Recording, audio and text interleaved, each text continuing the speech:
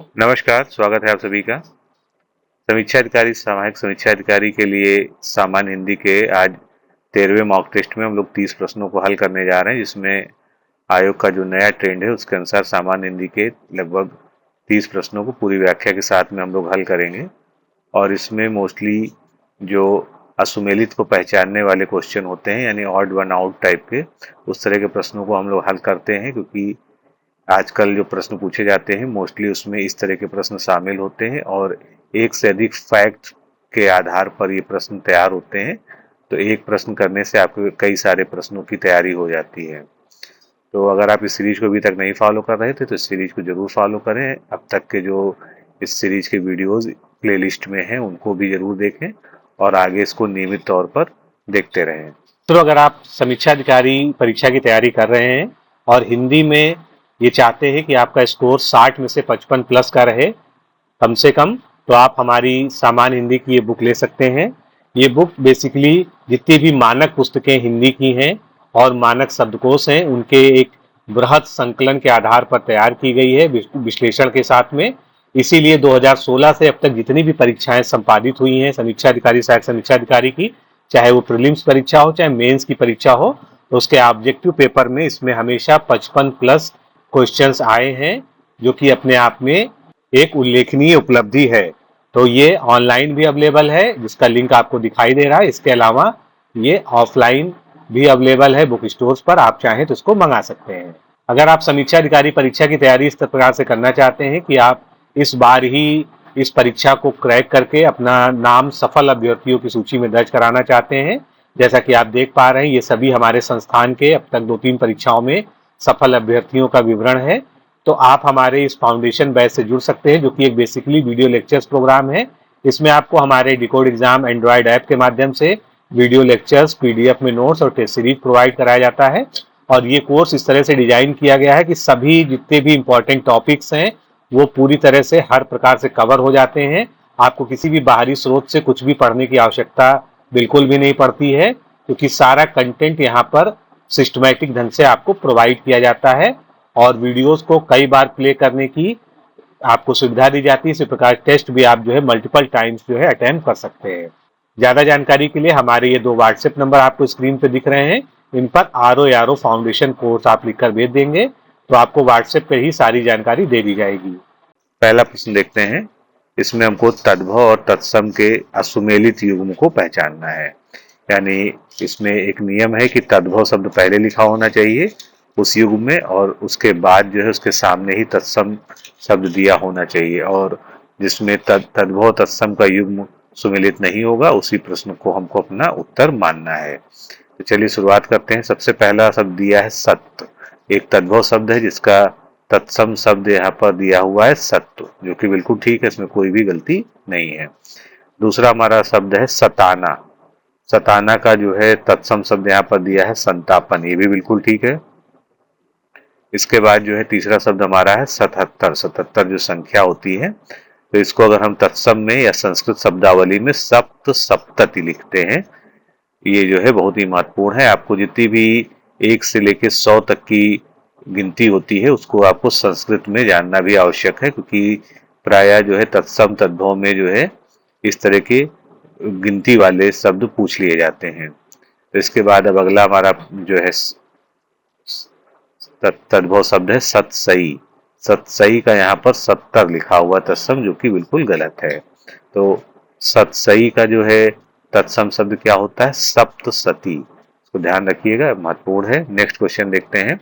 यहाँ भी हमको तद्भव तत्सम के ही असुमेलित युग्म को पहचानना है, तो एक एक करके शुरुआत करते हैं। सबसे पहले हम देखते हैं मठिया।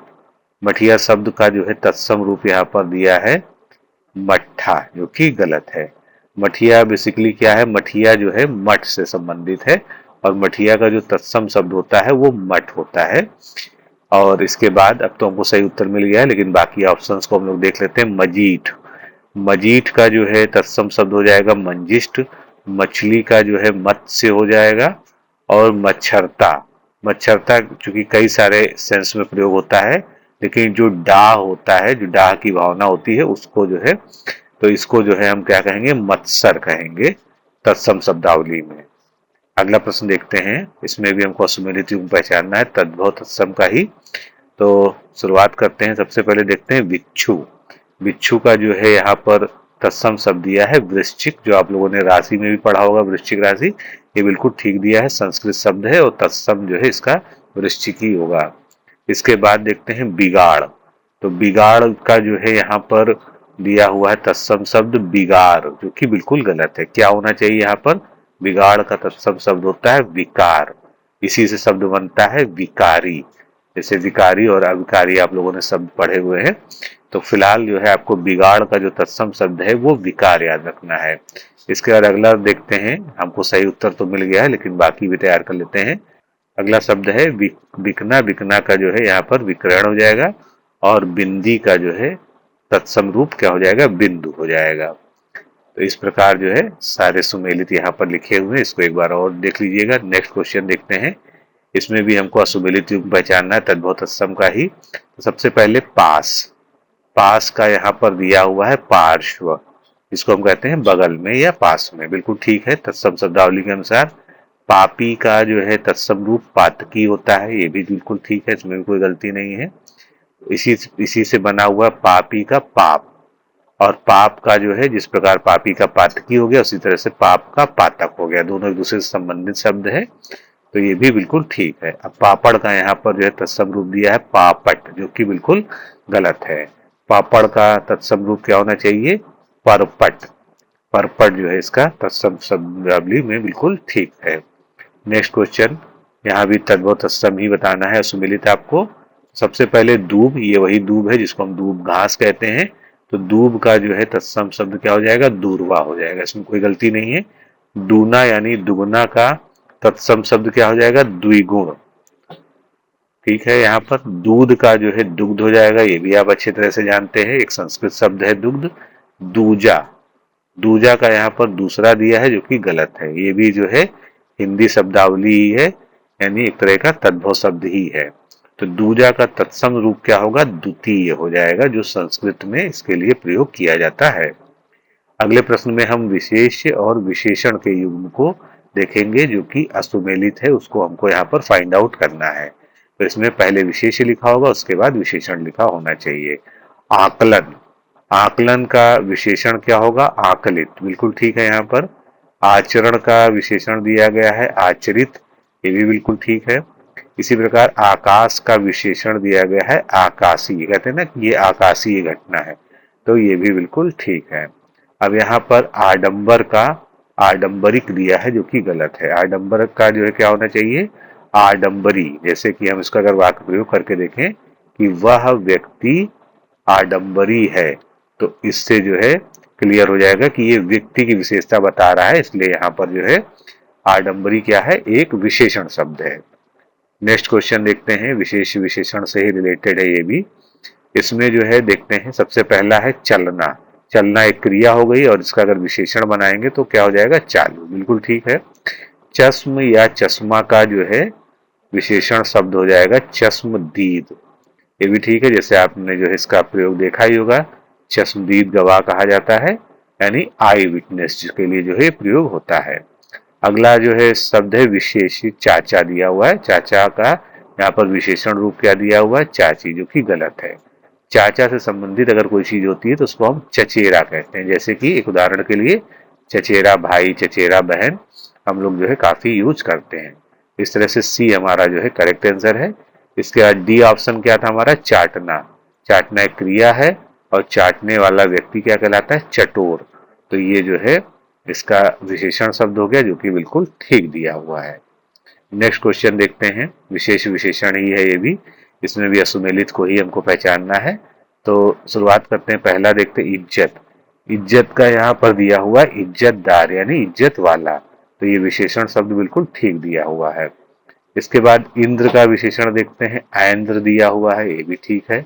इनाम का इनामी दिया है, जैसे कहते हैं ना कि वह इनामी बदमाश है या वह इनामी डाकू है, तो जिस चीज पर भी इनाम रखा गया हो, तो ये क्या है? एक विशेषण शब्द है।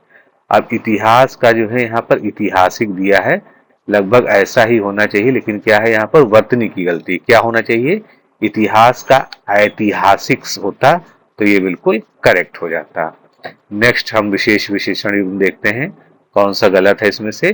चक्षु, चक्षु का मतलब क्या होता है, आंख के लिए प्रयोग होता है। तो चक्षु से संबंधित कोई भी चीज होगी आंख से संबंधित तो चाक्षुष या चक्षुष कहलाएगी, दोनों ही बिल्कुल ठीक है, ये विशेषण बिल्कुल ठीक है, इसमें कोई भी गलती नहीं है। अगला है चंद्र, कहते हैं ना चंद्रमास, तो चंद्र का जो है चांद, बिल्कुल ठीक है विशेषण, इसमें कोई गलती नहीं है। अगला शब्द दिया हुआ है चपलता, चपलता का मतलब जो है चपल या चालाक व्यक्ति होता है, तो इसका जो है ये क्या है, एक भाववाचक संज्ञा है और इसका विशेषण क्या हो जाएगा, चपल। जैसे कि इसका प्रयोग करेंगे ना कि वह चपल है या राम चपल व्यक्ति है, तो इस तरह से चपल क्या है, विशेषण है। अगला है चमत्कार, चमत्कार का यहाँ दिया हुआ चमत्कारित, जो कि गलत है। क्या होना चाहिए, चमत्कार का चमत्कृत होना चाहिए, तब ये जो है विशेषण के हिसाब से फिट बैठेगा। अगला विशेष विशेषण युग्म हमको देखना है जो सुमेलित हो। जरूर का जो है विशेषण क्या हो जाएगा, जरूरी, बिल्कुल ठीक है। जल का विशेषण हो जाएगा जलीय, ये भी बिल्कुल ठीक है, कोई गलती नहीं है इसमें। जल्दी का यहाँ जलद दिया है जो कि गलत है। जलद जो है अन्य अर्थों में प्रयोग होता है, जल्दी का क्या होना चाहिए, जल्दी का जल्द होना चाहिए, ना कि जलद होना चाहिए। जवानी का जवान, ये जो है इसका सही हो गया। इस तरह से सी यहाँ पर उत्तर है, एक बार इसको फिर से देख लीजिए। जरूर का जरूरी, जल का जलीय, जल्दी का जल्द और जवानी का जवान। नेक्स्ट क्वेश्चन देखते हैं, इसमें हमको विलोम के असुमेलित युग्म को पहचानना है जो इसमें सुमेलित ना हो। तो सबसे पहला देखते हैं अकलुष, कलुष मतलब जो है जो कलंकित हो, और यहाँ पर उसका जो उल्टा दिया है अनकलुष, जो कि गलत है। तो पहला ही हमको उत्तर मिल गया। अकलुष का सही विलोम क्या होना चाहिए, अकलुष का सही विलोम होना चाहिए कलुष। तो हमको अपना सही उत्तर तो मिल गया, लेकिन हमको सारे ही ऑप्शंस को अच्छे से पढ़ना चाहिए।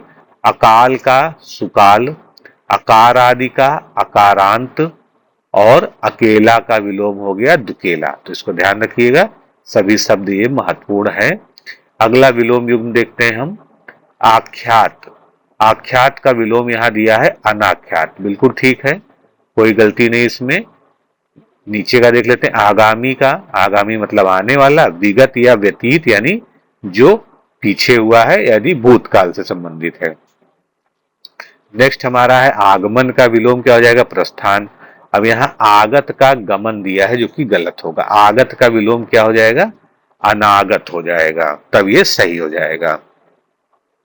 नेक्स्ट विलोम युग्म देखते हैं जो कि असुमेलित हो, कौन सा होगा इसमें, आद्य का अंत्य दिया है, बिल्कुल ठीक है, इसमें कोई भी गलती नहीं है। फिर आधार का विलोम यहाँ अनधार दिया है जबकि गलत है। आधार का विलोम क्या होना चाहिए, आधार का विलोम या तो आधेय हो सकता है या लंब हो सकता है, दोनों ही हो सकता है, कोई भी इसमें जो आपके ऑप्शन में हो उसके अनुसार आपको इसको देखना है। फिर इसके बाद एक आधार और होता है, उसका जो है विलोम निराधार, क्योंकि आधार के कई सारे अर्थ निकलते हैं। आधार ये वाला जो है इसका मतलब क्या होता है, बेस होता है। तो आधार का यानी बिना आधार वाला तो निराधार, ये ठीक हो गया। इसके बाद आधिक्य का अनाधिक्य, ये भी बिल्कुल ठीक है। अगला विलोम युग्म देखते हैं जो असुमेलित है। तो पहला देखते हैं ईश्वर, ईश्वर का दिया हुआ है या तो अनीश्वर या जीव, क्या ये सही दिया है, बिल्कुल सही दिया है, दोनों ही इसका हो सकता है, जैसा भी आपका विकल्प हो। वैसे सबसे ज्यादा करीबी अगर देखा जाए तो ईश्वर का जो है अनीश्वर होना चाहिए, क्योंकि जिस शैली में आपसे प्रश्न पूछा गया है उसका विलोम भी उसी शैली में होना चाहिए। इसके बाद देखते हैं उगना का विलोम डूबना हो गया। उक्त मतलब कहा हुआ, अनुक्त मतलब जो कहा ना हुआ हो। तो ये तीनों ही ऑप्शन सही हो गए। अब अगला देखते हैं कि क्या गलती है। तो ईश्वरवादी का यहाँ पर दिया है परमेश्वरवादी, अगर देखा जाए तो दोनों एक ही शब्द है। ईश्वर का जैसे हमने पढ़ा था अनीश्वर, तो ईश्वरवादी का अनीश्वरवादी हो जाएगा, सेम उसी तर्ज पर इसको हमको हल करना चाहिए था। इसीलिए कभी कभी जो है एक ऑप्शन जो है दूसरे ऑप्शन में जो है मदद करता है, या एक प्रश्न जो है जो पूछा गया हो वो दूसरे में मदद करता है, इसको हमको ध्यान रखना चाहिए। अगला प्रश्न देखते हैं, हमारे सामने है, इसमें भी हमको विलोम युग्म को ही पहचानना है, जो गलत है। गेय का अनगेय, गेय का मतलब क्या होता है, जो गाया जा सके या गाने योग्य हो, तो यहाँ पर अनगेय नहीं होना चाहिए था, गेय का अगेय, यानी जो गाया ना जा सके। उसके बाद गोचर का अगोचर हो जाएगा।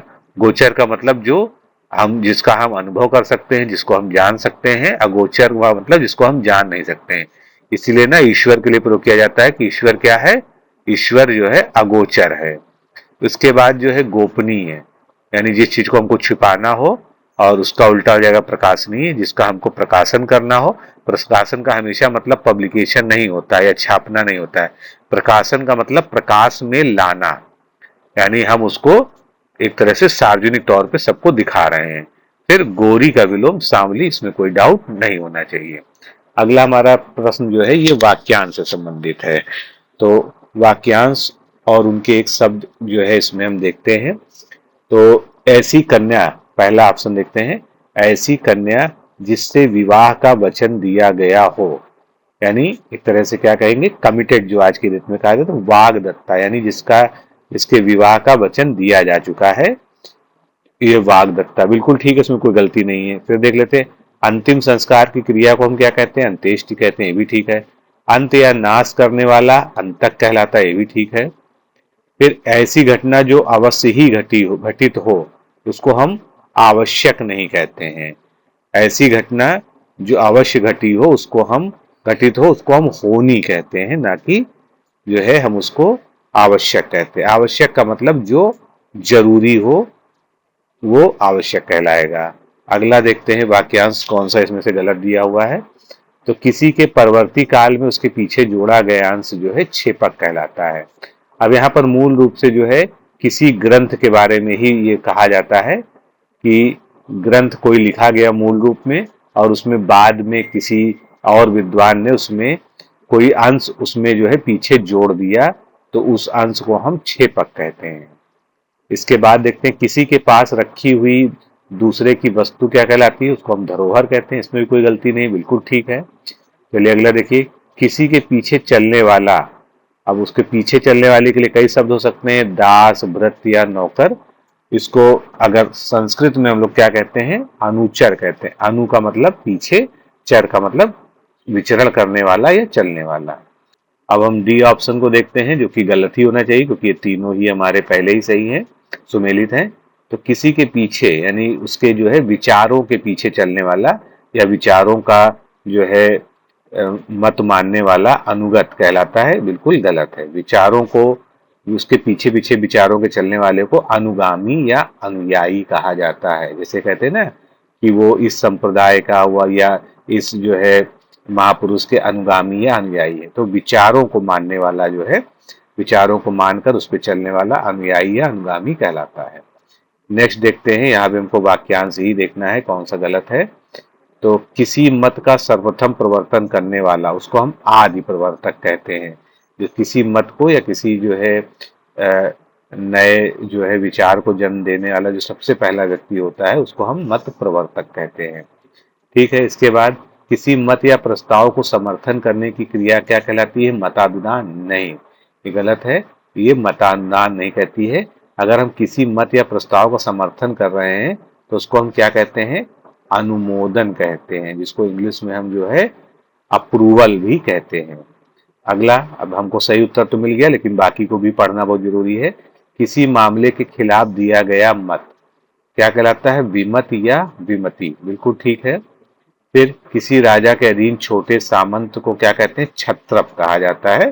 जैसा कि हम लोग को जो है जब हम लोग हिस्ट्री पढ़ते हैं तो उसमें हमको ये पढ़ने को मिलता है। नेक्स्ट हमारा है, इसमें भी वाक्यांश देखना है कौन सा सुमेलित है। तो किसी टूटी फूटी वस्तु का फिर से निर्माण कराना जो है क्या कहलाता है, पुनर्निर्माण, बिल्कुल ठीक है, रिकंस्ट्रक्शन इसको हम लोग इंग्लिश में कहते हैं। फिर किसी देवता पर चढ़ाने के लिए मारा जाने वाला पशु या पशु की जो है वध करना, तो इसको जो क्या कहा जाता है, इसको बलि देना कहते हैं। ये भी ठीक है, इसमें कोई गलती नहीं है। अगला सेंटेंस देखते हैं क्या है, किसी देश के अंदर होने वाला या उससे संबंध रखने वाला, क्या अंतर्देशीय कहलाता है? बिल्कुल ठीक है। अगर किसी देश के अंदर कुछ घटना हो रही है या किसी देश से संबंधित है तो उसको अंतर्देशीय हम कह सकते हैं। तो इस तरह से डी ऑप्शन आपको पहले से पता चल गया कि यही गलत होगा, लेकिन इसका सही उत्तर क्या होगा पहले देख लेते हैं। किसी देश के वे निवासी जो बहुत पहले से वहां रहते आ रहे हैं उनको आदिकालीन नहीं कहते हैं, उनको क्या कहते हैं वहां पर? उनको आदिवासी कहा जाता है, जो यह आदि काल से वहां पर निवास कर रहे हैं। नेक्स्ट वाक्यांश देखते हैं हम, इसमें चारों में से कौन सा जो है सुमेलित नहीं है। तो सबसे पहला देखते हैं, किसी देश या समाज के सार्वजनिक क्षेत्र की घटनाओं, तथ्यों आदि का क्रमबद्ध विवरण जो है क्या कहलाता है? इतिहास। बिल्कुल ठीक है, इसमें कोई कमी नहीं है। किसी पदार्थ या राज्य का दूसरे पदार्थ या राज्य में मिल जाना क्या कहलाता है? विलय कहलाता है, ये भी बिल्कुल ठीक है। नेक्स्ट हमारा है, किसी पर विजय प्राप्त करने की इच्छा रखने वाला, इसको हम जिगुसी कहते हैं। और इस अगर केवल आपसे पूछा जाए किसी पर विजय प्राप्त करने की इच्छा, तो उसको हम जिगसा कहते हैं। तो दोनों ही को ध्यान रखिएगा। अगर जो है इच्छा रखने वाले के लिए पूछा जाए तभी जिगसू होगा, और केवल अगर इच्छा तक यहाँ तक पूछा जाए तो वो जिगिसा हो जाएगा। तो इस तरह से देखते हैं डी ऑप्शन हमारा गलत होना चाहिए। किसी पुरुष से प्रेम करने वाली अविवाहित स्त्री, इसको जो है अन्यूढ़ा लिखा है जो कि गलत है। होना क्या चाहिए? ये अनूढ़ा कहलाती है अविवाहित स्त्री जो किसी पर पुरुष से प्रेम करती है। नेक्स्ट जो है, अब हमको अशुद्ध शुद्ध वर्तनी के युग्मों में से असुमेलित को पहचानना है। तो इधर वाले तो अशुद्ध ही हैं, उनमें बहुत ज्यादा ध्यान देने की आवश्यकता नहीं, हमको शुद्ध वर्तनी पर मेन ध्यान देना है। तो बधिर बिल्कुल ठीक है। फिर कामयाबी की जगह कामयाबी लिखा, ये भी ठीक है। धोबी शब्द भी जो है वर्तनी की दृष्टि से ठीक है। बंधु नहीं होना चाहिए, बंधु गलत है। बंधु की जगह क्या होना चाहिए? बंधु होना चाहिए। बंधु का मतलब भाई या भ्राता। नेक्स्ट जो है अशुद्ध शुद्ध वर्तनी के युग्म देखते हैं। तो ए ऑप्शन क्या दिया है? डाकू का ढाकू लिखा है, जो कि ये युग्म गलत है। तो हमको अपना उत्तर मिल गया। डाकू इस प्रकार से सही लिखा जाता है। फिर षड्यंत्र को जो कैसे लिखते हैं? इस प्रकार से लिखते हैं। मुंडक में देखिए, मुंडक इस प्रकार लिखा जाएगा। और पाखंड का जो है सही वर्तनी क्या होगी? पाखंड इस प्रकार से लिखा जाएगा। तो इनको आपको लिख लिख के प्रैक्टिस करना पड़ेगा, तभी ये आगे अच्छे से याद रहेंगे। अशुद्ध शुद्ध युग्मों में से फिर अगला जो है हमको असमेलित पहचानना है। पहला है कन्नड़। कन्नड़ का यहाँ पर कन्नड़ लिखा है जो कि गलत है। कन्नड़ क्या है? एक भाषा है। इसको आप कैसे सही लिखते हैं? इस प्रकार से सही लिखते हैं, कन्नड़। इसके बाद लड़का, बड़ा और पढ़ना, ये सब जो है सही वर्तनी पहले से ही लिखी है, लेकिन इसको जो है देखना आवश्यक है। अगला जो है हमको वाक्य में से अशुद्ध को पहचानना है। तो कौन सा वाक्य इसमें से अशुद्ध है? पहला देखते हैं, वह आदमी बहुत मोटा है। ये बिल्कुल ठीक है, कोई दिक्कत नहीं है। मैं दर्शन करने आया था, क्या इसमें कोई गलती दिख रही है? मैं दर्शन करने आया था, बिल्कुल ठीक है। ये भी जो है वर्तनी की दृष्टि से भी और बाकी सभी नियमों पर भी ये बिल्कुल ठीक है। वह पढ़ना चाहता है, ये भी सेंटेंस बिल्कुल ठीक है, इसमें कोई भी गलती नहीं है। मनोज कार्य ढोता है। अब कार्य के लिए ढोना जो है क्रिया का जो प्रयोग है ये अनुचित है। क्या होना चाहिए? मनोज कार्य करता है। कार्य के साथ हमेशा क्या नहीं क्रिया? करने की क्रिया आएगी। फिर अगला अशुद्ध को हमको पहचानना है इसमें से। इतने में हल्का सा हवा का हल्का झोंका आया, बिल्कुल ठीक है, इसमें कोई गलती नहीं है। ये बगीचा सुंदर है, ये भी ठीक है। मैं रविवार के दिन तुम्हारे घर आऊंगा। अब यहाँ पर आपको जो है गलती दिखनी चाहिए। रविवार में जो है स्वयं रवि और वार का मतलब ही दिन होता है, और यहाँ भी दिन लिखा है, तो यहाँ पर क्या हो रही है? एक ही शब्द की समानार्थी शब्दों की दो बार, या यूं कह लीजिए इसकी पुनरुक्ति हो रही है। तो यहाँ पर दिन ना आना चाहिए, यहाँ पर क्या आना चाहिए? मैं रविवार को तुम्हारे घर आऊंगा। फिर उसके बाद अगला सेंटेंस कुत्ता भौंकता है, ये बिल्कुल ठीक है। तो इसको देख लीजिए, मैं रविवार को तुम्हारे घर आऊंगा, इस प्रकार इसको लिखेंगे तो ये बिल्कुल ठीक होगा। अगला देखते हैं, पर्यायवाची से संबंधित है प्रश्न। अंग का पर्यायवाची शब्द नहीं है। अंग एक ऐसा शब्द है जो है अनेकार्थी की श्रेणी में आता है। तो इसके जो है कम से कम 20-25 तरह के जो है अर्थ हो सकते हैं। तो इसको बहुत ध्यान से आप पढ़ेंगे तभी आप जो है इसका सही उत्तर दे पाएंगे।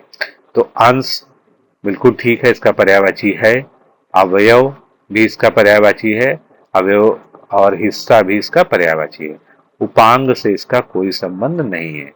अंग के जो है, जो सबसे छोटे हिस्से होते हैं, तो उनको जो है हम उपांग की श्रेणी में रखते हैं। अब अंग के देख लीजिए, बहुत सारे जो है अनेकार्थी शब्द है। पहला अंश है, फिर अव्यय, हिस्सा, संगठक, घटक, उपादान, खंड, भाग, टुकड़ा, शरीर, तन, देह, गात, गात्र, कलेवर, अवय, अवयु, काया, बदन, उपांश, उद्धरण, सोपान, चित्रांश, पक्ष, भाज्यांश, शरीर, सहायक, ये सभी अंग के समानार्थी या अनेकार्थी शब्द हैं। नेक्स्ट क्वेश्चन देखते हैं, इंद्र का पर्यायवाची इनमें से कौन सा नहीं है? इंद्र और देवी देवताओं से संबंधित या संज्ञाओं से संबंधित बहुत ज्यादा पर्यायवाची शब्द पूछे जाते हैं, तो इसका हमेशा ध्यान रखिएगा, इंपॉर्टेंट की श्रेणी में आते हैं। और इंद्र के तो बहुत सारे पर्यायवाची होते हैं। तो सबसे पहले देखते हैं, वज्री, वज्र धारण करते थे इसलिए जो है वज्री कहा जाता था। उर्वशी के नाथ थे, इसलिए उर्वशी नाथ भी इनका एक नाम पड़ा। सुनासीर भी जो है इनका एक नाम है। तो ये तीनों ही क्या हैं? इंद्र के पर्यायवाची हैं। महिष जो है इंद्र का पर्यायवाची शब्द नहीं है। अब यहाँ पर महिष का भी आपको अर्थ पता होना चाहिए। मही आपने पढ़ा होगा, मही का मतलब होता है पृथ्वी या धरती, और पृथ्वी या धरती का ईश, तो इसके लिए जो है जो अर्थ होता है वो राजा, राजा को महिष कहते हैं। तो इस तरह से आपको ये भी अर्थ पता होना चाहिए, कभी ये पूछा जा सकता है। तो आप चलिए इंद्र के जो बहुत ढेर सारे पर्यायवाची होते हैं उनको देखते हैं। उर्वशीनाथ, सुनासीर, वज्री, वृत्रहा, नागपति, सहस्राक्ष, शक्र, सुरपति, देवराज, पुरिंदर, सचिपति, अमरपति, देवेश, देवेश नाम पड़ा देवों के ईश्वर, सुरेश यानी सुर का मतलब भी क्या होता है? देवता, तो देवताओं के ईश्वर, मधवा, अमरेश, पुरहूत, विबुदेश, वज्रधर, वज्र धारण करने के कारण, मेघपति, बादल यानी मेघों के पति, सुरेंद्र, सहस्त्रार्च, जिष्णु, मधवन, विडौजा, उपेंद्र, पाक शासक। यहाँ पर जितने भी नाम है इनमें सब में एक पूरी एक कथा है। आप अगर किसी में इंटरेस्टेड हो तो उसको एक बार जो है उसका देख लीजिएगा, गूगल से इसको सर्च करके, तो आपको उसका जो है ये नाम इनका क्यों पड़ा उसके बारे में जानकारी हो जाएगी। निर्जरपति, महेंद्र, ऋषा, कौशिक, पाक, रिपु, सुत्रामन, सुनासीर, सतमन्यु, अमरनाथ, देवपति, मेघराज, भद्रराज, सुरराज और सुरेश्वर, ये सब जो है इनके विभिन्न नाम हैं जो पर्यायवाची की दृष्टि से महत्वपूर्ण है। अगला पर्यायवाची शब्द हम देखते हैं, उद्यम का पर्यायवाची इसमें से क्या नहीं है? तो एक तो उद्यम का उद्योग हो जाएगा, यत्न हो जाएगा, प्रयत्न हो जाएगा। उद्यमी जो है उद्यम का पर्यायवाची नहीं है। उद्यम का विशेषण शब्द जो है उद्यमी है, हो सकता है, जो आप जो है पूछा जा सकता है। नेक्स्ट क्वेश्चन देखते हैं, कपड़ा का पर्यायवाची इसमें से नहीं है। तो कपड़ा का पर्यायवाची इसमें से कौन सा नहीं है आपको देखना है। तो वस्त्र कपड़ा का पर्यायवाची होता है, चीर और वसन ये सभी कपड़ा के पर्यायवाची होते हैं। कपरट नहीं होता है, इसकी जगह अगर कपट लिखा होता तो करपट लिखा होता तो ये बिल्कुल ठीक होता। तो कपड़े के पर्यायवाची प्राय पूछे भी गए, इसलिए इसको बाद देख लीजिए। वस्त्र, चीर, वसन, अंबर, पट, करपट, दुकूल, परिधान, चैल, पोशाक, लिबास और पहरावा, ये जो है इसके प्रमुख पर्यायवाची शब्द हो गए। अगला प्रश्न देखते हैं, इनमें से क्षमा का पर्यायवाची शब्द कौन सा नहीं है? तो क्षमा का पर्यायवाची शब्द हो जाएगा इसमें से माफी, सहिष्णुता भी क्षमा का पर्यायवाची आता है, और सहनशीलता भी इसका पर्यायवाची शब्द होता है। तो ए बी सी तीनों ही जो है सुमेलित है। अगर देखेंगे तो डी ऑप्शन सक्षम, सक्षम का मतलब क्या होता है? एबल, किसी कार्य को करने के लिए जो है योग्य होता है उसको हम सक्षम कहते हैं। तो इसका जो है क्षमा से कोई भी संबंध नहीं है। तो क्षमा के जो अनेकार्थी शब्द मिलते हैं उसमें माफी, सहनशीलता, सहिष्णुता और तितिक्षा भी जो है इसके एक पर्यायवाची शब्द होता है। तो मित्रों, इस तरह से आज हम लोगों ने इस पार्ट में 30 प्रश्नों को हल किया। सभी प्रश्नों को अच्छे से तैयार करने के लिए इस वीडियो को कम से कम 2 बार और रिपीट करके देख लीजिए, तो आपको इसका ना नोट्स बनाना पड़ेगा ना कुछ भी रटना पड़ेगा। सभी जो है इसमें फैक्ट्स तैयार हो जाएंगे जो आपके एग्जाम के लिए बहुत ही जरूरी है। तो इस तरह से मिलते हैं अगले सेशन में। नमस्कार, धन्यवाद।